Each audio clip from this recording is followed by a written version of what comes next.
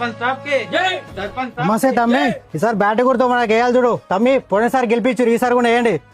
నువ్వు ఐదే నేర్పేసిన ఊరికి కిందకి వచ్చిన పైసలు తిన్నా మార్చా ఉండవు. నువ్వేం చేసినావు ఊరికి కిందకి? సిగ్గు లేకుండా మళ్ళీ ఊర్లాగా వచ్చినావు. నువ్వు ఆగనా? నీకు ఈ తెలివి ఓటేసేటప్పుడు ఎక్కడ పోయిందిరా? ఓటేస్తే ఎన్ని పైసలు ఇస్తావు, ఎన్ని కోటలు ఇస్తావు అని అడిగినావు, కానీ గెలిస్తే ఊరికేం చేస్తావు అడిగినావా? అరే మీకు మందు దాపి పైసలు వంచి 20 లక్షలు అప్పు చేసుకొని మరి గెలిచిండ్రా సర్పంచ్. ఇప్పుడు గవర్నమెంట్ నుంచి వచ్చిన పైసలు తింటున్నాడు. మీరు అతని పైసలు తింటే తప్పు లేదు, అతని గవర్నమెంట్ పైసలు తింటే తప్పు వచ్చిందే. ఏం రవారుణ్, ఓటేసే ముందు మీకులో కూడా కాదని చూసినావు, కానీ ఊరికి మంచి చేసే గుణం ఉందా లేదా అని చూసినావా?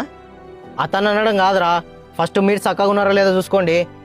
అరే ఓటు వేయడానికి చూడాల్సింది ఎన్ని కోట్రలు ఇస్తున్నాడు, ఎంత డబ్బు ఇస్తున్నాడు అని కాదురా, గెలిస్తే ఊరికి మంచి చేసే గుణం ఉందా లేదా. ఓటు వేయడానికి చూడాల్సింది కులం కాదురా, వాడు నిజాయితీ పరుడా కాదా చూడాల్సింది అది. సర్పంచ్ని ఎన్నుకోవడం అంటే 5 సంవత్సరాల మన ఊరి భవిష్యత్తుని ఎన్నుకోవడం. కాబట్టి కులానికో డబ్బుకో లొంగి ఓటు నమ్ముకోకండి. జై హింద్.